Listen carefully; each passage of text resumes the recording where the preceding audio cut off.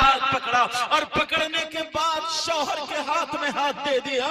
آنکھوں میں آنسو ہے اور داماد سے کہتا سن بیٹا، میں نے اپنی بیٹی اکلوتی بیٹی کو بڑے پیار سے پالا ہے، بڑی محبتوں سے پالا ہے، میرے لال ہو سکتا ہے اس سے کہیں غلطی ہو جائے، ہو سکتا بھول چک ہو جائے، تو اسے خدا کے واسطے معاف کر دینا، مگر میری بیٹی کو رلانا مت، میری بیٹی کو تکلیف مت دینا۔ ارے یہ باپ ہے، باپ اپنے داماد کے سامنے ہاتھ جوڑ کے کہہ رہا ہے اللہ اللہ۔ بیٹی چلی جاتی ہے اور بیٹی سے باپ نے کہا بیٹی سنو، مجھ سے زیادہ حق تیرے شوہر کا ہے، شوہر کی اجازت کے بغیر گھر سے قدم مت نکالنا۔ بیٹی بولی ابا جان ٹھیک ہے، بیٹی چلی جاتی ہے، اپنی سسرال میں رہتی ہے، تیسرا کوئی نہیں ہے، لڑکا لڑکی ہے، بڑے پیار سے رہ رہے ہیں، کچھ دن گزر جاتے ہیں، لڑکی روزانہ قرآن کی تلاوت کر کر کے دعائیں کرتی ہے،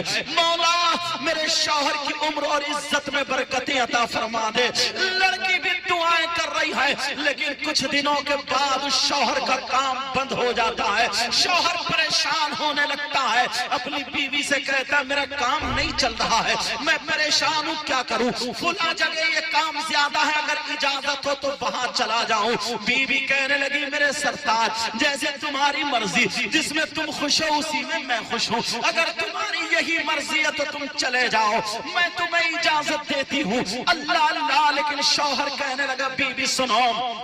تمہارا میکہ بستی کا ہے، تم تو اپنے میکے کو چلی جاؤ گی، میرے گھر میں چراغ کون جلائے گا، میرے گھر میں روشنی کون کرے گا؟ اس وقت یہ لائٹ کا زمانہ نہیں تھا، چراغ کا زمانہ تھا، کہا کون ڈبی یا چراغ جلائے گا؟ وہ لڑکی کہنے لگی میرے سرتاج اب میرا جینا مرنا یہی ہے، میرا گھر بھی یہی ہے، تمہارے ساتھ ہی تو ہوں میں تو اپنے باپ کی ذمہ داری میں تھی، مگر باپ نے اب تمہارے حوالے کر دیا ہے، انشاءاللہ میں تمہاری اجازت کے بغیر گھر سے قدم نہیں نکالوں گی، میں تمہارے گھر کو روشن کروں گی، تمہارے دل کو بھی روشن کروں گی۔ اللہ اللہ، کچھ دن گزرتے ہیں، کچھ دنوں کے بعد وہ لڑکا چلا جاتا ہے، باہر کام کرنے چلا جاتا ہے، ادھر لڑکی گھر میں اکیلی رہ جاتی ہے، روزانہ قرآن کی تلاوت کر کر کے دعائیں کر رہی ہے مولا میرے شوہر کی کمائی اور عمر میں برکتیں عطا فرما دے، اے اللہ برکتیں عطا فرما دے۔ پیارو وہ زمانہ موبائل اور فون کا نہیں تھا۔